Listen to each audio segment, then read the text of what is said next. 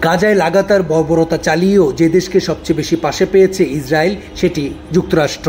আগ্রাসন শুরুর পর থেকে দীর্ঘদিন তেল আবিবকে অকুণ্ঠ সমর্থন দিয়ে আসছে ওয়াশিংটন।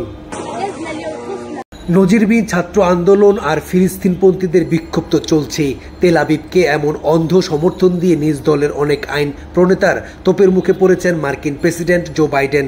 মিত্রদের অনেকে এখন সরে এসেছে কঠোরপন্থী ইসরায়েল সমর্থন থেকে। পাশাপাশি নেতানিয়াহু আমলে নিচ্ছেন না ওয়াশিংটনের অনুরোধ ও আহ্বান। নানামুখী চাপের পরে এখন অবস্থান বদলেছে যুক্তরাষ্ট্র।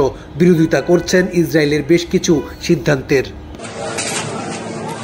ওয়াশিংটন এবং তেল আবিবের বিরোধ প্রকাশ্যে আসলেও ইসরায়েল ইস্যুতে বাইডেন প্রশাসনের নীতি নিয়ে তৈরি হয়েছে ধোঁয়াশা। দেশটির ইসরায়েলি হামলায় গাজায় বেসামরিকদের প্রাণহানির বিষয়টি স্বীকার করছে, আবার ইসরায়েলিদের বিরুদ্ধে গণহত্যার অভিযোগে বিরোধিতাও করছে। রাফায় অভিযান ইস্যুতে অস্ত্রের চালান স্থগিত করলেও বর্তমান শহরটিতে চলমান অভিযানের সাফাই গাইছে মার্কিন প্রশাসন। ইসরায়েল ইস্যুতে নির্বাচন বছরে বেশ চাপই পড়েছে জো বাইডেন।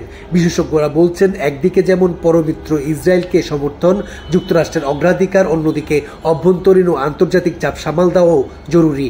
এই কারণে কৌশলী ওয়াশিংটন। মার্কিন আইন অনুযায়ী আন্তর্জাতিক মানবিক আইন লঙ্ঘন করেছে এমন কোনো দেশকে সামরিক সহায়তা দিতে পারবে না দেশটি।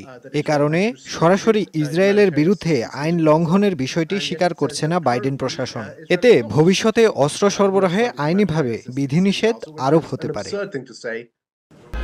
ওয়াশিংটনের এমন দ্বিমুখী অবস্থানের ব্যাপক সমালোচনা হচ্ছে। তালুকদার বিপ্লব, ঠিকানা নিউজ ডেস্ক।